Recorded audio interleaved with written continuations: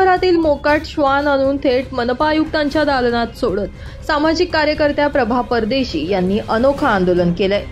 यावेळी त्यांनी मनपा प्रशासनाचा निषेधही नोंदवलाय। यावेळी प्राणीप्रेमी मेनका गांधी आणि मोकाट श्वानांच्या हल्ल्यात मृत्युमुखी पडलेल्या 1 वर्षीय बालिकेचं पोस्टर झळकावत मृत झालेल्या बालिकेच्या कुटुंबाला महापालिका प्रशासनाकडून 25 लाख रुपयांची भरपाई देण्यात यावी, यासाठी महानगरपालिकेमध्ये नागरिकांसह परदेशी यांनी लक्षवेधी आंदोलन केलं।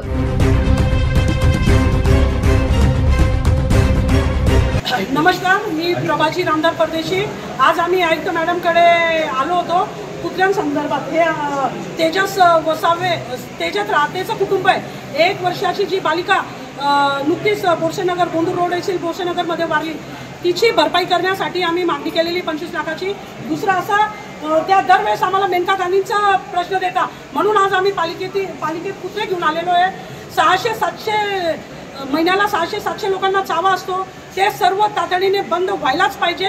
आणि मला तरी वाटतं आज जे कुत्रे आणून मी पालिकेत दिलेले आहेत त्यांना गिफ्ट, त्याच्यामुळे ते बंद होईल। आणि आज महापालिकेने जो आम्हाला रोष दाखवलेला आहे तो काही आम्हाला योग्य वाटलेला नाही आहे, कारण की लोकांचे रोज जीव जातात। रॅबिटचा एकही इंजेक्शन तुम्हाला आजच्या तारखेला जुन्या दवाखाना, जुना सिव्हिल हॉस्पिटल असेल किंवा मोठं सिव्हिल हॉस्पिटल असेल, लेकरांचे इतके दुर्दैवी हाल होत आहे। तर महापालिकेने आता डोळे नाही उघडले, याच्यापेक्षा भयंकर आंदोलन करेल, पूर्ण महापालिकेला घेराव टाकेल मी।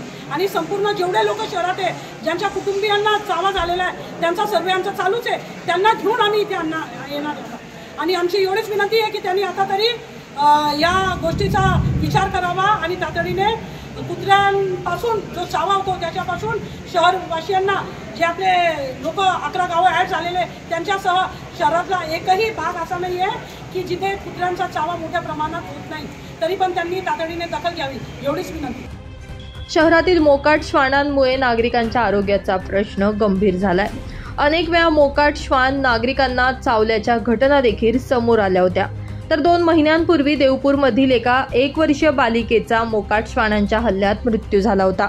शहरातील मोकाट श्वानांचा बंदोबस्त करण्यात यावा असं निवेदन, तक्रार करूनही मनपाने मोकाट श्वानांचा प्रश्न जैसे थेच ठेवल्यानं संतप्त झालेल्या सामाजिक कार्यकर्त्या प्रभा परदेशी यांनी शहरातील मोकाट श्वान एकत्र करत आयुक्तांच्या दालनात सोडले आणि नागरिकांसह आंदोलन केलं। यामुळे प्रभा परदेशी यांच्या या अनोख्या आंदोलनाची चर्चा शहरभरात रंगत आहे। पवन मराठे, माझा महाराष्ट्र न्यूज, धुळे।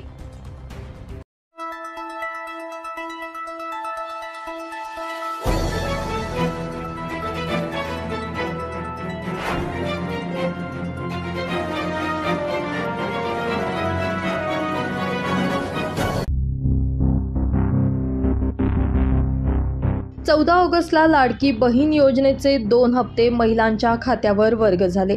यामुळे हे पैसे काढण्यासाठी महिलांची मोठ्या प्रमाणावर बँकांमध्ये गर्दी बघायला मिळते।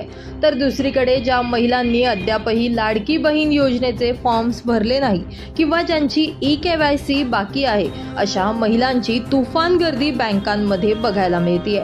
यातच नंदुरबार जिल्ह्यातील धडगाव या ठिकाणी देखील लाडकी बहीण योजनेचे पैसे काढण्यासाठी आणि KYC करण्यासाठी स्टेट बँकेच्या शाखेमध्ये महिलांची तुफान गर्दी होत असून बँकेत प्रवेश मिळवण्याच्या गर्दीमध्ये 2 महिला बेशुद्ध झाल्याची घटना समोर आली आहे। या दोनही महिलांची प्रकृती खालावल्यानं त्यांना ग्रामीण रुग्णालयामध्ये उपचारार्थ दाखल करण्यात आले।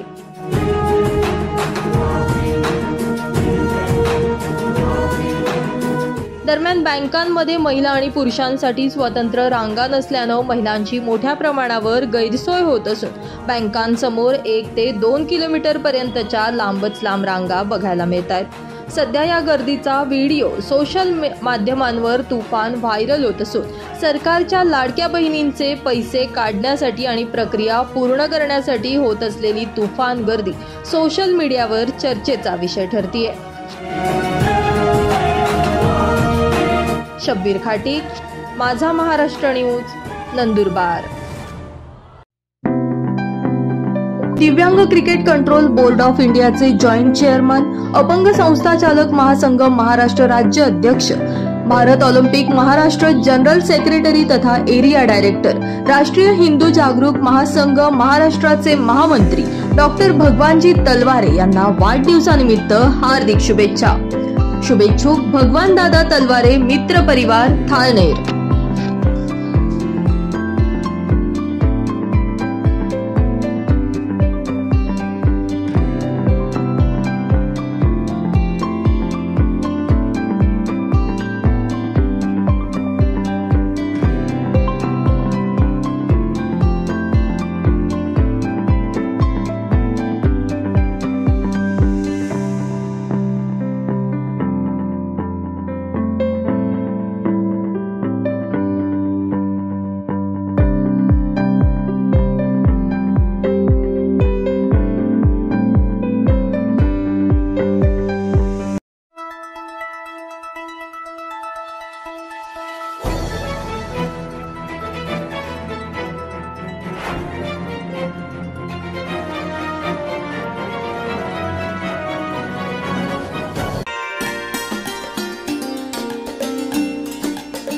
राज्यात शासनाच्या दबावाला बळी पडून विरोधकांवर खोटे गुन्हे दाखल होत असल्याचा प्रकार घडतोय.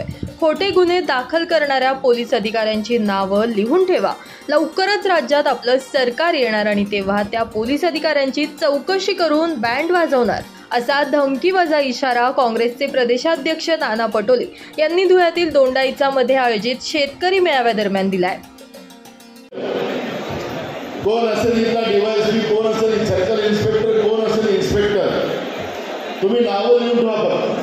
खोटे गुन्हे दाखल केलेले असे कोण अधिकारी कोणाच्या हातात. मी आज काल पण ज्या त्या लहान मुलीवर अत्याचार झाले त्या बदलापूरमध्ये काल जाऊन मनीष जे त्या ठिकाणी सिनियर पीआय होती, तो स्टेशन डायरीवर असलेला कर्मचारी होता, जो काय असेल त्याला आपण दमदार म्हणतो, काय पोलीस म्हणतो, तो असं 3-4 लोकांना त्या ठिकाणी सस्पेंड करणार. मी त्यांना ते भेटलं का सिनियर पीआय होत्या, तिथं सगळे IPS 4-5 अधिकारी होते. मी त्यांना सांगितलं की तुम्ही जनतेचे नोकर आहात, तुमचा घमाचा पैसा सरकारच्या तिजोरीत जातो आणि त्या तिजोरीतून यांचे पगार दिले जातात. तुम्ही जनतेचे सेवक आहात. हे तर 5 वर्षाचे मोहीम आहे. 5 वर्षानंतर लोक बदलवतील, पण तुमचं आयुष्य बर्बाद करणार, तुम्हाला सस्पेंड व्हावं लागेल. जे नियमात आहे ते नियमात असेल ते करा, पण तुम्ही यांच्या दबावाखाली काम कराल, तुम्ही यांच्या दबावात येऊन काम कराल तर त्याचे परिणाम भोगाल. मी आता तिथं सगळ्यांना सांगतो, तुम्ही फक्त ना 1.5 महिन्यात आता काही दिवसात आलो, आपण दिवसात आलो. थोड्या दिवसामध्ये महाराष्ट्रामध्ये काँग्रेसच्या नेतृत्वात महाविकास आघाडीचं सरकार येणार. हे काळ्या रंगावरची कॉन्ट्रिब्युशन. आणि मी तुम्हाला एक गोष्ट सांगतो की जे तुम्हाला त्रास दिलं, ज्यांनी गुन्हे दाखल केले तुमच्यावर खोटे, त्याची सगळी चौकशी मी लावणार. आणि ज्यांनी या दबावाखाली सगळी कारवाई केली त्यांचं मत कसं बँड वाजवायचं ते नाना पटोलेला सांगणार.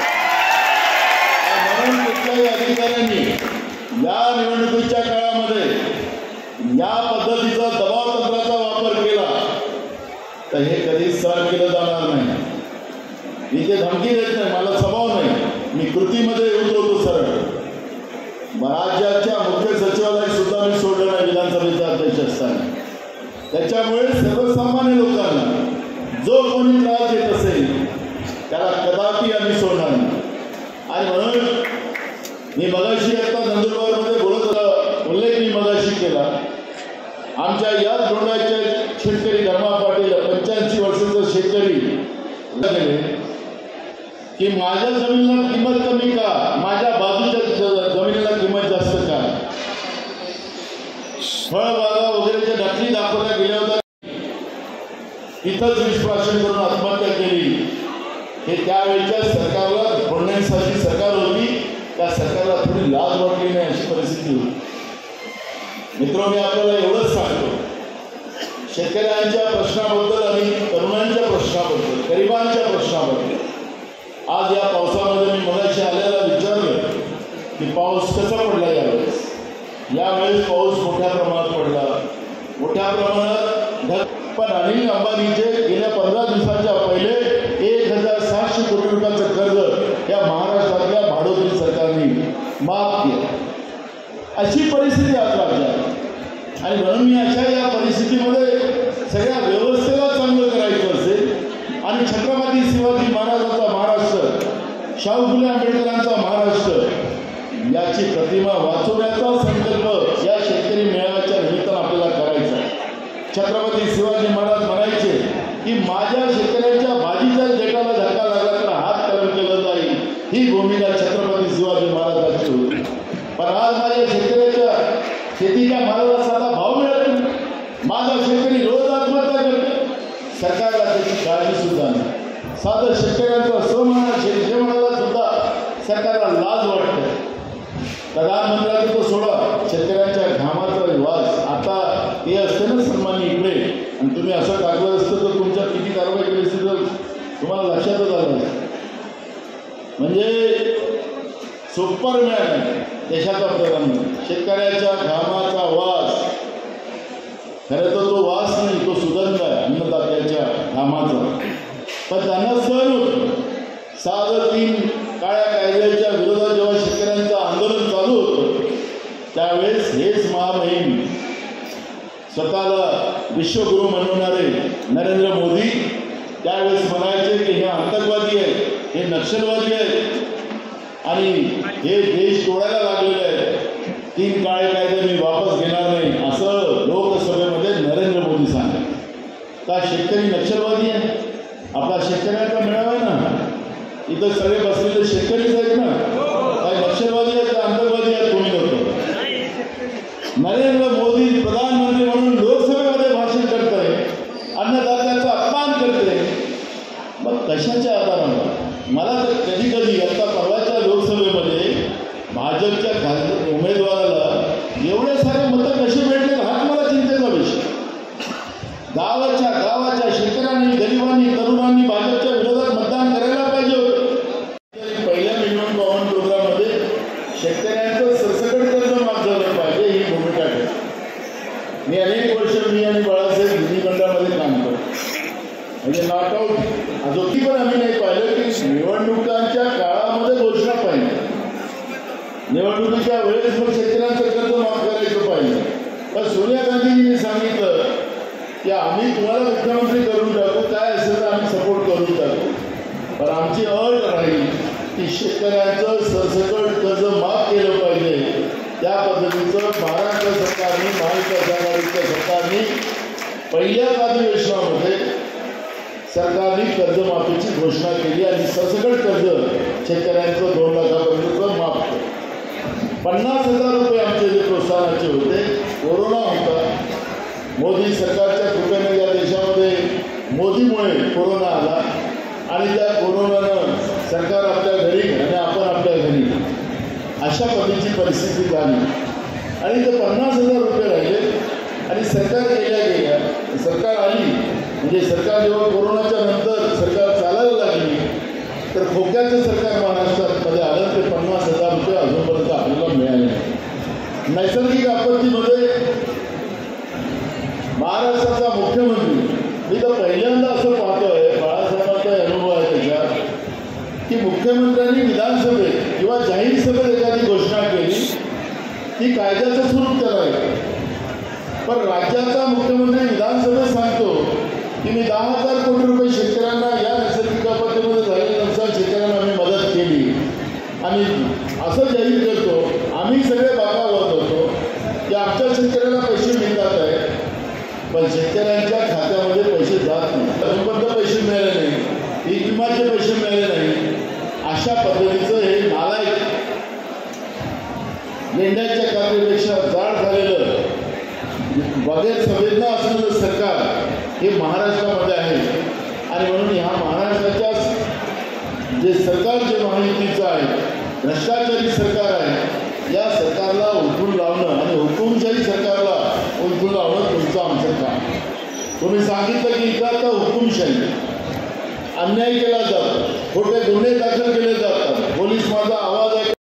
इकडे शेतकऱ्याचा कांदा निघतो आणि तिकडून आयात केला. आता शोभाताई गेली तर दिल्लीला आता कुठल्या स्टँडिंग कमिटीला जातात मला माहिती नाही, कारण आता स्टँडिंग कमिटीचं विविध स्टँडिंग कमिटी असतात, विविध विषयावरच्या असतात, विविध विभागाच्या असतात. मी जेव्हा होतो खासदार म्हणून त्यावेळेस हे एक्सपोर्ट इम्पोर्ट जे होतं आपल्या देशामध्ये त्याची माहिती आम्ही त्या कमिटीमध्ये होतो. कॉमर्सची कमिटी असते त्या कमिटीमध्ये मी होतो. आणि जेव्हा हा एक्सपोर्ट इम्पोर्टचा जो व्यवसाय आहे तो फारच डेंजर आहे. केंद्र सरकारचे जे काही डल्ले आहेत, डल्ले म्हटलं तर दलाल, हे जे दलाल आहेत त्यांनाच लायसन्स दिली जाते आणि त्याच व्यक्तीला एक्सपोर्ट करण्याची त्यांना आदेश दिले जातात. आता आपल्या देशामध्ये एक्सपोर्ट करायची जबाबदारी सगळीच्या सगळी जबाबदारी अदानीला आहे. अदानी काय करतो, तो विदेशातून कांदा आणत नाही, त्यांनी या पूर्ण देशामध्ये विशेष करून समुद्राच्या काठावर सगळीकडे मोठे मोठे गोडाऊन बनवून ठेवले. आणि या गोडाऊनमध्ये जसं एक्सपोर्टच्या नावाने कांदा बाजारात टाकला जातो, शेतकऱ्याचा कांदा स्वस्त झाला की तो सगळा कांदा तो आपल्या गोडाऊनमध्ये टाकतो. कांदा शॉर्ट झाला तर मग तो कांदा आम्ही पाकिस्तानमधून आणतो, पूर्ण आफ्रिकेतून आणतो, अशा पद्धतीचं ऑस्ट्रेलियातून आणतो, अशा पद्धतीचं एक वातावरण केलं जातं. आणि एक्सपोर्टच्या नावानं मोठ्या प्रमाणात केंद्र सरकारची तिजोरी लुटली जाते. त्याला ॲडव्हान्स दिलं जातं. आमचा कांदा जर 5 रुपये किलोचा असेल तर तिथून 25 रुपये किलोचा कांदा इथं आणणार. म्हणजे असा हा फरक त्याच्यामध्ये असतो. आणि सर्रास तुमच्या आमच्या घामाचा पैसा जो जीएसटीच्या माध्यमातून केंद्राच्या तिजोरीत असतो तो लुटला जातो, असं चित्र आहे. आपलं सरकार जेव्हा म्हणून सरकारचं राज्यात होतं, आमच्या नेत्या सोनिया गांधीजींनी जेव्हा हे सरकार होत असताना सांगितलं की एक मिनिमम कॉमन प्रोग्राम तयार झाला पाहिजे आणि तेव्हाच आम्ही या सरकारमध्ये सामील होतो. काँग्रेसच्या उमेदवार या ठिकाणी उभ्या होत्या, त्यांना खऱ्या अर्थाने हिंगा दाखवायचा असेल त्यांना अजूनही गरमी आहे की सिंदखेडमध्ये आम्ही जिंकून येऊ, कारण की आम्हाला इथं लीड आहे. अजूनही गरमी आहे, त्यांनी उतरली नाही, त्यांची मस्ती उतरली नाही. तुम्ही सगळे दाखवतात परवान आता मला इथं, पण तुम्हाला सांगतो की त्यांची गरमी आहे, आम्हाला लीड आहे इथं, असं ते अजूनही बोलतात. त्यांची A+ सीट आहे भाजपच्या ज्या याच्यामध्ये. आम्ही दोघं जण भांडून तुम्हाला आम्ही इथं तिकीट देऊ, पण तुम्हाला हे युद्ध जिंकायचं आहे. शेतकऱ्यांसाठी, तरुणांसाठी, गरिबांसाठी हे युद्ध जिंकावं आहे. आणि मी म्हणून मला आणि बाळासाहेब आम्ही तेच तुम्ही इथं बोलत होता त्यावेळेस आम्ही दोघं तेच की परवाच्या निवडणुकीमध्ये एवढा शेतकऱ्यावर अन्याय करून, कांद्याच्या शेतकऱ्यांचा बर्बाद करून, केळीच्या शेतीतील बर्बाद, आमच्या कापसाच्या शेतकऱ्यांना बर्बाद या लोकांनी केलं, तरी एवढे मतं कसे भेटू शकतात? हे शेतकरी विरोधी आहे भाजप, हे तरुणांचं आयुष्य बर्बाद करणारं भाजप आहे, गरिबाचं जीवन उद्ध्वस्त करणारं भाजप आहे. 2014च्या पहिले पेट्रोलच्या रॅशनच्या दुकानात तुम्हाला घासलेटचं तेल मिळायचं, साखर मिळायची, डाळ मिळायची, रवा मिळायचा, डालडा मिळायचा, खायचं तेल मिळायचं.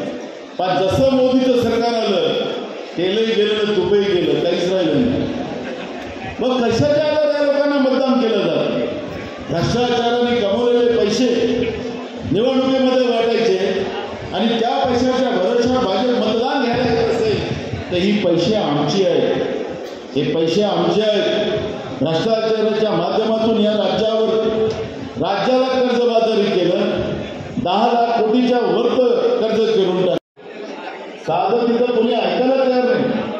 RSS आणि भाजपची शाळा आहे, तिची बदनामी होणार आणि म्हणून पोलिसांवर दबाव त्या ठिकाणी निर्माण करण्याचं काम झालं आणि ते पोलीस त्यांच्या दबावात आले आणि त्यांना नोकरीतून हात उभारला. म्हणून जनतेमधल्या वेदना जनतेने मांडणं हे त्याच्यामधलं मोठा भाग या 24 तारखेमध्ये महाविकास आघाडी म्हणून आणि आमच्यासोबत जोडलेले सगळे पक्ष आम्ही लोकांनी निर्णय घेतला आणि संपूर्ण राज्यामध्ये 24 तारखेला आपण बंद पाडतो आहे. त्यामुळे हा बंद हा एवढा सक्सेस झाला पाहिजे की या सरकारला हे झोपी गेलेलं झोपेचं सोम घेऊन जे बसलेलं सरकार आहे.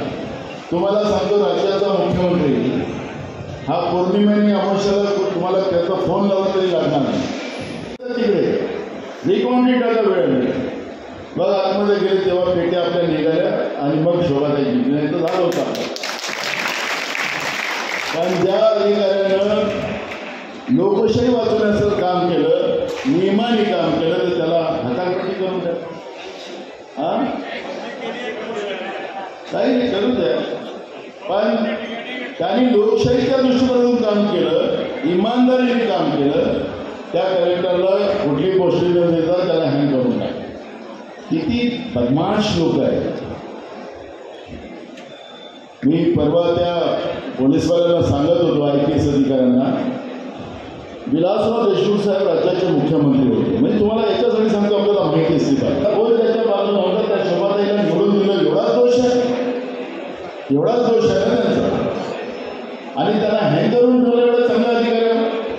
ठीक आहे, थोड्या दिवसात कळायला त्याच कलेक्टरला आपण चांगली गोष्टी घेऊ, पुन्हा डोळ्यात घेऊ आपण सगळं. यावेळी काँग्रेसचे ज्येष्ठ नेते बाळासाहेब थोरात यांनी काँग्रेसचे जिल्हाध्यक्ष श्याम सनेर यांनी आयोजित केलेल्या कार्यक्रमांची चर्चा दिल्लीत रंगते असं म्हणत श्याम सनेर यांच्या कामाचं कौतुक केलं आणि त्यांना उमेदवारी मिळावी म्हणून ते प्रयत्न करू असं आश्वासन दिलंय. सरकार बदलवणं ही काळाची गरज झाली आणि त्यामध्ये आम्हाला आमदार पाहिजे संपूर्ण महाराष्ट्रामधून आणि त्यामध्ये आमदार शिंदखेड्याचा सुद्धा पाहिजे असं म्हणलं तरी वावलं. तिथे कुणाल पाटील नाही चालायचं. तिथं सगळा आमदार लागत होता, वाजवावर सुद्धा. तुमचे किती तुला बोलू आमचा मित्र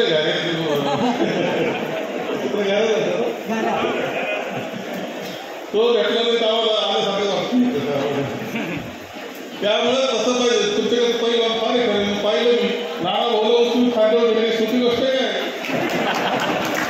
तुला पाटलांना घेतलं, मला तर सहज घेणार होते, पण मी मला सांगितलं मला हात दुखावले तुमच्या विचार करू. अरे कधी आता खासदारकीचा याची चर्चा आहे, त्यात सगळे तुम्हाला माहिती आहे.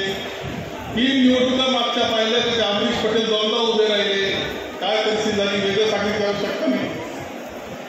परत आता कुणाल बाबाला राहुल गांधीची सभा होती. कुणाल बाबांनी न करायला पाहिजे ती गोष्ट केली त्या सभेमध्ये. त्यांनी एवढं जोरदार भाषण केलं तर राहुल गांधीच म्हणाले हाच उमेदवार पाहिजे. बरोबर केलं. कुणाल बाबाबरोबर केलं.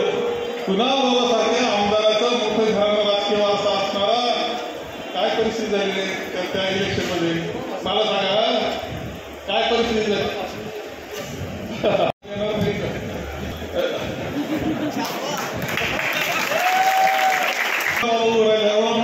सगळा माणूस परंपरा सगळी सुधाबन आणण्याची परंपरा असं नाही. काय झाले रे स्वतःच्या मतदारसंघामध्ये सागे रेकॉर्ड आहे त्यामुळे हे लाखाचं DTC स्वतःच्या मतदारसंघात व्हावा. त्या आमदाराला किती वाईट वाटलं असेल, खरं झोप आली नसेल त्याला. तिकडे सांगतो काय माणसं वापरायला आपण ज्याच्याकरता आपण एवढी तळमळ करतो, हे करतो, का असं वाटतं. असं वाटावं अशी तो दिवस असेल त्यांचा. ही जर परिस्थिती आहे. पुन्हा निवडणूक आली, अमरीश पटेल यांची झालेली 2 वेळचे हार, पुन्हा बाबाची झालेली हार आणि पुन्हा आलेली लोकसभा. अशा पार्श्वभूमीवर त्याचा उमेदवार निवडायचा होता. अशा वेळेस आपला लढाऊ गडी जो आहे, लढणारा गडी, अनेक वेळा संकट छातीवर घेणारा गडी, या लढाईत घालावा का नाही असं आमच्या मनाला वाटून गेलं असं तर ते आमची चूक नाही असं समजायला पाहिजे. लक्षात घ्या. तर लढाईला पाठवायचं असेल तर आता काहीतरी दुसरा उपाय केला पाहिजे. चला इकडून 3 जणांनी आतापर्यंत लढाई जोरदार झाली, जमलं नाही चला तिकडून घेऊया. तिकडचा जन्म, तिकडचं सासरवाडी, इकडचं शिक्षण, तिकडचं असं म्हणून जरा म्हटलं चला असं नको आता नाही तरी काय होणार आहे असं हे. आणि त्यावेळेस सगळे म्हणायचे की मी ते काही उभं राहिलं तर पडणारच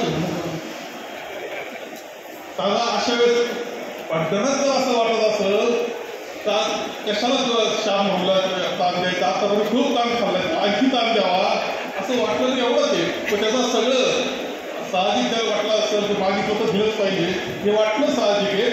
काय माहिती त्याला कशी लाट येणार आहे, काय होणार आहे, काय त्यावेळेस काय करतो आता गोष्ट झाली होती.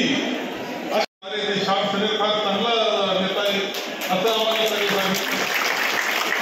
आणि अशा पद्धतीनं खरं सत्कार करीत असताना ते DCP घेऊन त्याच्यावर ते फुलं आमच्या अंगावर टाकले, पण काळजी अशी घेतली पाहिजे की ज्याला गुलाब म्हटले घरी गेल्यावर सुद्धा विचारलं पाहिजे की माती कुठली आहे. घरातल्या बाळाला विचारलं पाहिजे माती करून आपण शेतकरी माणसं ना, म्हणून शेतकरी मेळावा झाला आता खऱ्या अर्थाने. असे आमचे मामा बोलते माझे कपडे असे भरलेले, पाणी भरलेले, आम्ही दोघांनी गाडी दिलेले, असं काही कपड्याचं कारण नाही. आपण केलं बसतो जाऊन असं नाही, सगळं दिलं मोठे चालवलेले विहिरीत खोल करून पायपाला जायचं, हवा काढायची, पटकन जायचं, बटन सगळ्या माणसं सुद्धा झालं. त्यामुळे असं काही समजायचं त्या मातीतलीच माणसं आपण आहोत. त्यामुळे या मातीचा आनंद सुद्धा आम्हाला निश्चितपणे आहे. आता खरं खरे शेतकऱ्यांच्या तळमळींना प्रश्न मांडले शाहभाऊनी आणि कुणालजींनी. खरे ते एकंदर हे सरकार शेतकऱ्याचं नाही वस्तुस्थिती. शेतकऱ्याच्या पाहण्याची दृष्टी केंद्र सरकारची आपण पाहिली. वर्ष घरावर घालून ठेवले शेतकरी 700-750 शेतकऱ्यांच्या मृत्युमुखी पडले.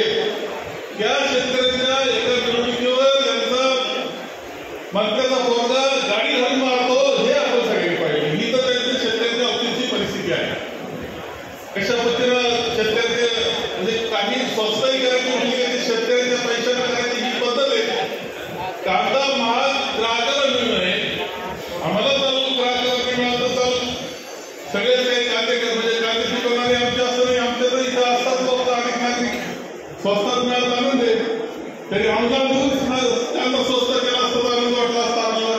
शेतकऱ्यांच्या पेक्षा व्यापार कांदा स्वस्त करणं हे केंद्र सरकार असं दिसतंय. कधी कधी पाकवरून पाकिस्तानचा कांदाही आणलेला आहे. हे चित्र आपल्याला माणसं पाय घालायला तयार नव्हते अनेक ठिकाणी असे लोक ठरवायचे होते.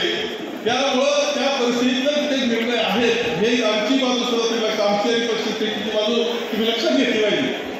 परंतु एक गोष्ट लक्षात ठेवा, ज्या माणसानं वर्ष काँग्रेस सांभाळली, 17-18 वर्ष काँग्रेस सांभाळणारा अध्यक्ष म्हणून आता महाराष्ट्रात कोणी नाही एकमेव नाव श्याम सनेर. 5 वर्ष त्याची होती, त्याला बदलून टाका असा ठराव झालेला असताना सुद्धा या गटाला काही कुठे बदलायला तयार नाही. ठराव झालं जयपूरच्या अधिवेशनामध्ये 5 वर्ष होती, त्या धडा अध्यक्ष देशातले बदलले गेले. एकमेव शिल्लक राहिलं देशाचं 18 वर्ष होतं, 17 वर्ष काहीतरी वर किंमत आहे ना हो, उगाच ठेवतात म्हणत असेल नाही त्यांना काय बोलतो तो विचार काम करतोय तर एवढी पापड एवढं आगाव घेणार कोण मिळायचं असं काहीतरी झालं असं ठेवलं त्यांनी.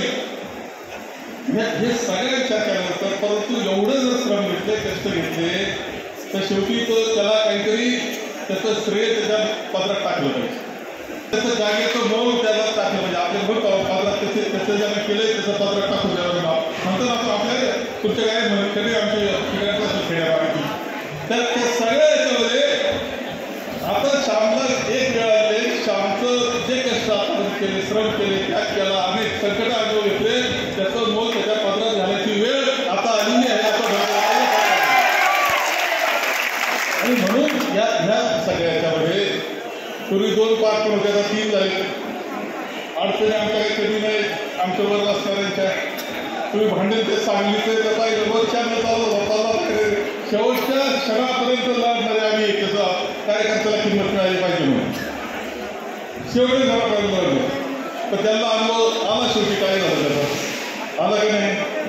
या सगळ्या आम्ही प्रयत्न आहे. आणि आता आम्ही समजून सांगतो ज्या पद्धतीची दहशत या मतदारसंघात त्या तालुक्यामध्ये आहे, ज्या पद्धतीनं यावेळी श्याम सनेर यांचं काम अधोरेखित करत श्याम सनेर यांना विधानसभेची उमेदवारी देण्यात यावी अशी मागणी आमदार कुणाल पाटील यांच्याकडून काँग्रेसच्या नेत्यांकडे करण्यात आली.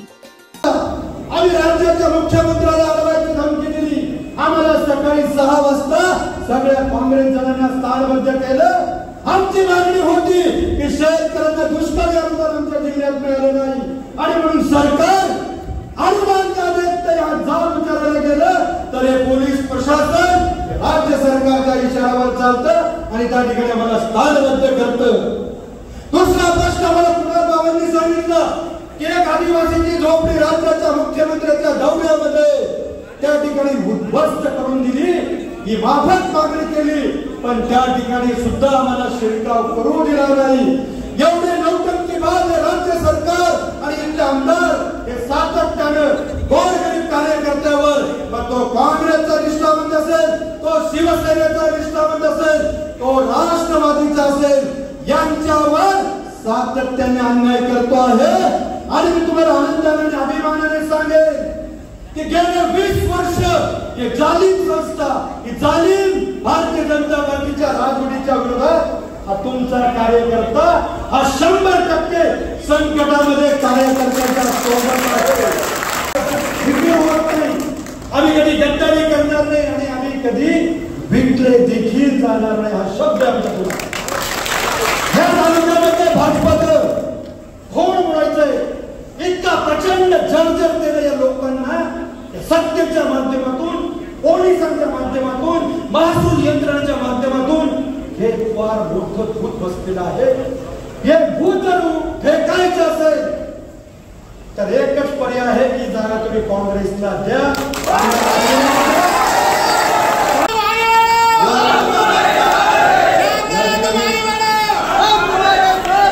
अत्यंत विनम्रपणे तुम्हाला सर्वांना सांगितलं पाहिजे की श्यामभाऊंनी फार पोटतिडकीने या ठिकाणी भाषण केलं.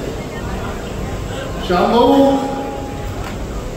मनापासून बोलत होते आणि आज मी पण तुम्हाला सांगतो, मी मनापासून बोलणार आहे. मी काहीच दपाडी काहीच ठेवा.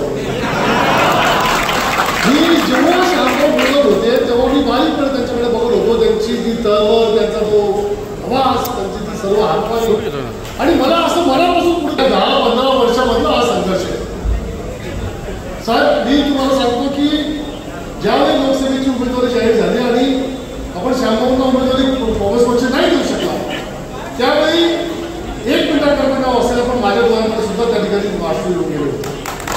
मला वाटलं बरोबर, परंतु नियतीला काही गोष्ट ह्या नियतीप्रमाणे घडाव्या लागतात. कारण कसं असतं, थोडंसं पाऊस लागते निघणं म्हणजे माणूस गंमत मिळालं. मी कधी कधी माझं उदाहरण स्वतःला देतो लोकांना की मला सुद्धा 2 वेळा आमदार होण्याकरता आधी 2 वेळा जिल्हा परिषदेला पराभूत व्हावं लागलं. तेव्हा पुढे जाऊन माझा संघर्ष छोटा. त्यामुळे काही गोष्टी या नियतीवरती सोडायच्या असतात आणि नियती कधी कधी एखादी गोष्ट आपल्याला जेव्हा जास्त लांब येते तेव्हा लांब गेल्यानंतर एखादी गोष्ट आपल्याला कुठेतरी जास्त मोठी द्यायची असते. त्याच्याकरता नियती सगळी आपली परीक्षा घेत असते. 80 वर्षाच्या म्हाताऱ्याला घर सोडून बाहेर फिरावं लागतं. आणि फक्त एक ते हेमंत देशमुख नाही, तर या तालुक्यामध्ये जो कोणी, जो शेतकरी, जो गरीब माणूस त्या ठिकाणी सत्ताधाऱ्याच्या विरोधामध्ये आवाज उठवेल त्या प्रत्येकाच्या विरोधामध्ये गुन्हे दाखल करण्याचं काम या तालुक्यामध्ये होतं. आणि म्हणून आता शेतकरी राहिलं संकष्टकरी प्रत्येक माणसाने या ठिकाणी ठरवून टाकलंय आता या तालुक्यामध्ये बदल अटाळे, या तालुक्यामध्ये बदल हा 100% होणार. आयोजित केला साहेब. आज सुद्धा परिस्थिती आमच्या जिल्ह्यामध्ये अत्यंत बिकट आहे. आज सुद्धा आमच्या जिल्ह्यामध्ये कोणाचं लक्ष नाही असं म्हटलं पाहिजे, कारण आज सुद्धा शेतकऱ्यांची अवस्था ही अत्यंत बिकट परिस्थिती म्हणजे या तालुक्याला किंवा या जिल्ह्याला वाईट टाकून दिलेलं की काय असं मला कधी वाटतं. या शेतकऱ्यांकडे पूर्णपणे दुर्लक्ष करण्याचं काम हे सरकार करतं. आणि मला माहिती आहे तुम्ही म्हणाल की फक्त तुझ्या जिल्ह्यापुरतं जाईल, या संपूर्ण महाराष्ट्रामध्ये ही परिस्थिती. कारण जे सरकार सत्तेमध्ये बसलेलं हे अत्यंत भावनाशून्य सरकार. या सरकारला कोणतीही शेतकऱ्यांची, कोणती कष्टकऱ्यांची, कोणत्या प्रकारची गरिबांची त्या ठिकाणी हे नाही, कोणत्या प्रकारची कीम त्या लोकांना घेत नाही. परवाचा जर आपण परिस्थिती, परवाचा जर आपण अनुभव बघितला, इतकं वाईट परिस्थिती रस्त्यावरती उठून आंदोलन करावं लागतं. 10-12 तास सर्वसामान्य माणूस त्या ठिकाणी रस्त्यावरती उभा राहतो, तेव्हा कुठे जाऊन गुन्हा दाखल होतो. आणि 2 चिमुरड्या मुलींना त्या ठिकाणी अशा प्रकारे जर त्या ठिकाणी घटना घडत असेल आणि त्यानंतर सुद्धा त्या मुलीच्या आईला 12 तास, जी गर्भवती आई आहे त्या बाईला 12 तास त्या ठिकाणी पोलीस स्टेशनला बसवून घेतलं जात असेल, का गुन्हा दाखल करत नव्हते? कारण ज्या संस्थेमध्ये हा प्रकार घडला होता त्या संस्थेचा संस्थाचालक हा विश्व हिंदू परिषदेचा आरक्षणाचा कार्यक्रम.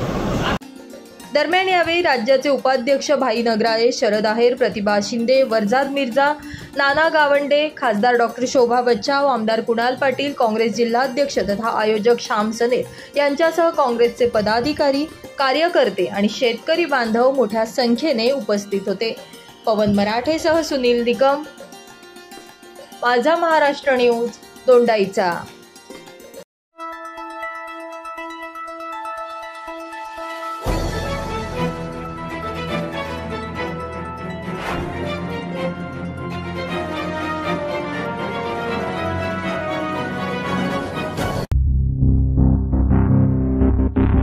गेल्या अनेक दिवसांपासून धुळ्यात चोरट्यांचा सुळसुळाट बघायला मिळत असून या चोरट्यांनी आता आपला मोर्चा शेतकऱ्यांच्या शेत शिवाराकडे वळवलाय.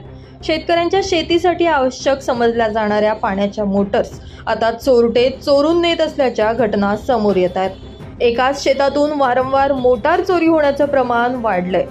या संदर्भात पोलिसांमध्ये वारंवार तक्रार देऊनही चोरट्यांचा बंदोबस्त होत नसल्यानं आता धुळ्यातील बिलाडी येथील शेतकऱ्यांमध्ये संतापाची लाट उसळली आहे.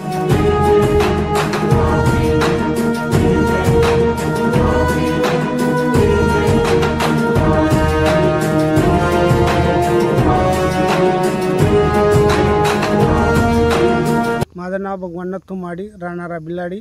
माझी शेतनगाव शिवारमध्ये आहे. माझ्या 3 वेळा मोटर चोरी झालेली आहे. पोलिसांना पण दखल दिलेली आहे, ते पण पंचनामाला येत नाही, काही नाही. आणि काय करायचं आम्ही? 3 वेळेस मोटर चोरून झाली. 8 दिवसापूर्वी केबल पण गायब करून टाकली.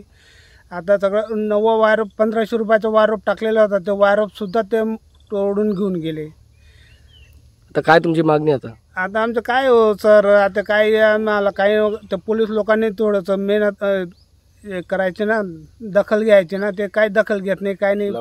लवकरचा लवकर हे करायला पाहिजे त्यांनी. आणि आम्ही कमीत कमी 3 वेळाच त्यांना पण हे केलं, तरी ते आज चौकशीला आलेच नाही अजून. आता पण तक्रार दिलेली आहे, ते पण अजून आलेलं नाही चौकशीला. काय करायचं आहे आता? आत्महत्या करायची पाहिजे. एक शेतीमध्ये काही एवढं पीक बरोबर नाही यावर्षी. काय करायचं? काय किती कुठून पैसे आणायचे? आम्ही गरीब माणसं आहेत. मोटर लगेच चोरून जाते, वायर चोरून जाते. काय काय करायचं आहे? कुठं पैसा टाकायचे? काय टाकायचे सर? माझी विनंती पोलिसांना केरान आमच्या शेताकडे लक्ष द्यायचं आणि या ना रात्री काही ना काही चक्कर मारायचं आहे. लवकरच्या लवकर चोरांचा बंदोबस्त करायची ही विनंती पोलिसांना. नाव नंदलाल ताराचंद पाटील, वाडी बोकर रस्ता आमचं शेत आहे, सायकिसन रस्ता. वारंवार वायरी मोटरी चोरीत होते आहे आणि चोरांपाशी हत्यार असतात सर. ते आम्ही काय रात्री पाठ शेतकरी काय एवढं आहे नाही की हत्यार लिहून त्यांच्या मागे पाठला करायचा. पोलिसांनी आम्हाला मदतच करत नाही. काय पश्चिम देवपूर पोलीस स्टेशन आहे, वारंवार त्यांना तक्रार दिली आहेत आम्ही, तरी पण त्या दखल काय घेत नाहीत. लवकरात लवकर दखल घेण्यात यावी आणि बंदोबस्त करावा त्यांच्या पोलिसांनी. त्यांच्या चोरट्यांचा रात्री हत्यार बी रात्री आम्ही येतो आणि इथं रात्री राऊंडची गाडी पाठवावी. त्यांनी थोडाफार शेतकरीला सहकार्य करावं ही विनंती आहे. बिलाडी तसेच नगाव गटशिवार परिसरामध्ये असलेल्या भगवानमाळी, अंबादासमाळी, नंदालाल पाटील यांच्या शेत शिवारात लागोपाठ 3 वेळा पाण्याची मोटर चोरीला गेली असून या संदर्भात तक्रार देऊनही कोणत्याही प्रकारचा पंचनामा पोलिसांकडून केला जात नसल्याचा आरोप या शेतकऱ्यांनी केला. यामुळे शेतीसाठी पाणी देण्यासाठी आवश्यक असलेल्या मोटारींची चोरी झाल्यानं आता पिकाला पाणी द्यावं तरी कसं असा प्रश्न शेतकऱ्यांसमोर उपस्थित झालाय.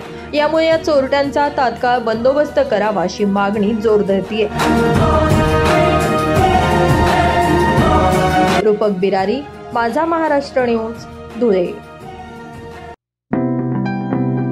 दिव्यांग क्रिकेट कंट्रोल बोर्ड ऑफ इंडियाचे जॉईंट चेअरमन, अपंग संस्था चालक महासंघ महाराष्ट्र राज्य अध्यक्ष, Bharat Olympic Maharashtra general secretary तथा एरिया डायरेक्टर, राष्ट्रीय हिंदू जागरूक महासंघ महाराष्ट्राचे महामंत्री डॉक्टर भगवानजी तलवारे यांना वाढदिवसानिमित्त हार्दिक शुभेच्छा.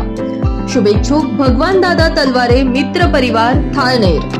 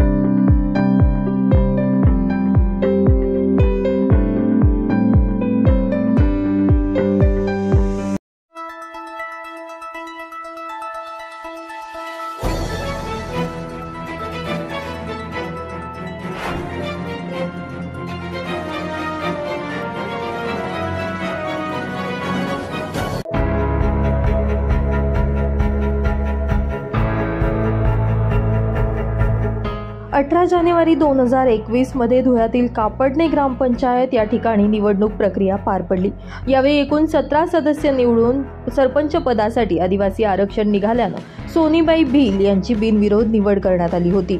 मात्र 3.5 वर्षांचा कार्यकाळ पार पडल्यानंतर सोनीबाई भील मनमानी कारभार करत असल्याचा ठपका ठेवत 16 सदस्यांनी एकमतानं अविश्वास ठराव मंजूर करत त्यांना अपात्र सिद्ध केलं। दरम्यान या सरपंच पदासाठी नुकत्याच पार पडलेल्या निवडणूक प्रक्रियेमध्ये अक्काबाई भील यांची सरपंचपदी बिनविरोध निवड करण्यात आली आहे।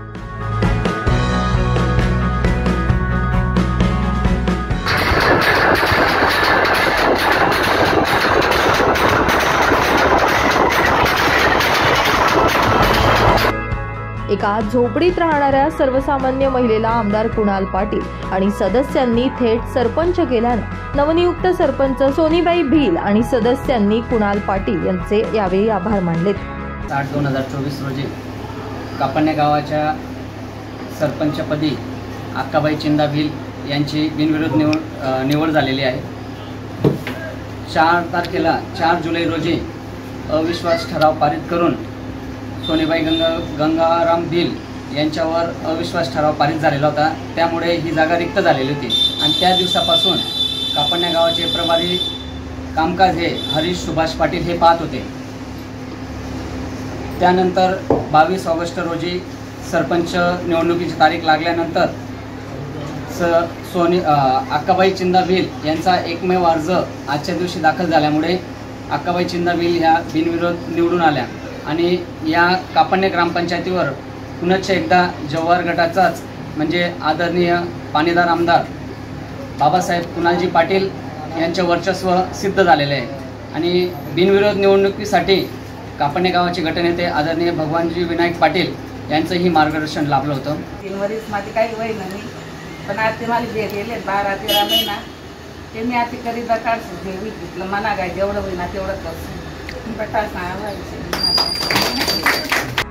दरम्यान या निवडणूक प्रक्रियेमध्ये निवडणूक अधिकारी म्हणून मंडल अधिकारी कल्याणी पाटील, ग्रामविकास अधिकारी मेघा भांबरे यांनी काम पाहिलं। यावेळी सोनगीर पोलीस ठाण्याचे सहाय्यक पोलीस निरीक्षक सचिन कापडणीस यांच्या मार्गदर्शनाखाली परिसरामध्ये चोख पोलीस बंदोबस्त तैनात करण्यात आला असल्याचं देखील बघायला मिळालं। रूपक बिरारी, माझा महाराष्ट्र न्यूज, कापडणे।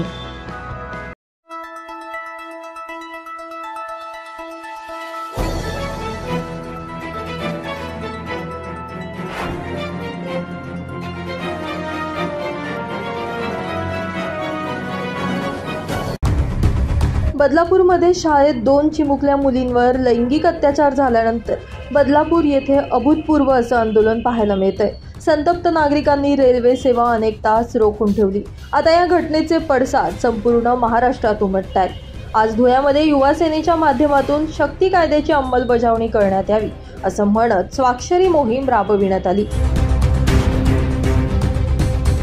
सन्माननीय उद्धव साहेब जेव्हा मुख्यमंत्री होते तेव्हा त्यांनी शक्ती कायदा हा अंमलात आणण्यासाठी प्रयत्न केलेले होते, परंतु हा शिंदे फडणवीस सरकार या नाकर्त्या सरकारने तो कायदाच लागू केला नाही। तो कायदा जर आज लागू झाला असता तर आज या पीडित मुलींना त्वरित न्याय मिळाला असता आणि भविष्यात अजून किती मुलींचा तुम्ही अत्याचाराने अन्यायाच्या डोळ्यांनी बघणार आहात, कधी हा कायदा आणणार आहात। या कायदा लवकर आणावा यासाठी आज धुळे जिल्हा युवा सेनेतर्फे युवती सेनेतर्फे आज आम्ही देवपूर बस स्टँड या ठिकाणी कॉलेज परिसरामध्ये अनेक ठिकाणी आम्ही स्वाक्षरी मोहीम राबवत आहोत, जेणेकरून या स्वाक्षरी मोहीमच्या माध्यमातून हा कायदा लवकरात लवकर लागू होईल अशी आम्ही या शिंदे फडणवीस सरकारकडे या अकार्यक्षम राज्यकर्त्यांकडे आमची अपेक्षा करतो की ज्यांनी लवकर हा कायदा लागू करावा। जय हिंद, जय महाराष्ट्र। या घटना ज्या सगळ्यांनाच माहीत आहे, त्याच्यानंतरही असे भरपूरशे घटना आपल्या पुढे येतच आहे। आपले उद्धव साहेब असताना त्यांनी एक शक्ती कायदा आणला होता, जो या सरकारनं लागू झालू दिला नाही। तो जर लागू झालेला असता तर या मुलींना न्याय नक्कीच भेटला असता। आमची सरकारला बोलणं आहे की हे शक्ती कायदा लवकरात लवकर लागू झालाच पाहिजे आणि आई बहिणींना लेकींना सुरक्षा भेटलीच पाहिजे। आज काय उपक्रम आज आम्ही त्यासाठी आज स्वाक्षरी मोहीम राबवली आहे, जेणेकरून ही शक्ती कायदा लवकरात लवकर लागू होईल आणि या लेकींना मुलींना न्याय भेटेल। तत्कालीन मुख्यमंत्री उद्धव ठाकरे यांनी शक्ती कायदा महिलांवरील अत्याचार नियंत्रणासाठी कठोर शिक्षेची तरतूद असणाऱ्या शक्ती विधेयकाला 3 वर्षांपूर्वी महाराष्ट्र विधानसभेत एकमतानं मंजुरी दिली होती. मात्र अद्यापही या कायद्याची अंमलबजावणी होऊ शकलेली नाही. यामुळे या कायद्याची तत्काळ अंमलबजावणी करण्याची मागणी यावेळी करण्यात आली. धुळ्यातील देवपूर बस स्थानक परिसरात राबविण्यात आलेल्या स्वाक्षरी मोहिमेमध्ये युवा सेनेचे विविध पदाधिकारी, कार्यकर्ते, विद्यार्थी आणि विद्यार्थिनी मोठ्या संख्येने उपस्थित होते. रूपक बिरारी, माझा महाराष्ट्र न्यूज, धुळे. दिव्यांग क्रिकेट कंट्रोल बोर्ड ऑफ इंडियाचे जॉईंट चेअरमन, अपंग संस्था चालक महासंघ महाराष्ट्र राज्य अध्यक्ष, Bharat Olympic Maharashtra general secretary तथा एरिया डायरेक्टर, राष्ट्रीय हिंदू जागरूक महासंघ महाराष्ट्राचे महामंत्री डॉक्टर भगवानजी तलवारे यांना वाढदिवसानिमित्त हार्दिक शुभेच्छा. शुभेच्छुक भगवान दादा तलवारे मित्र परिवार, थाळनेर.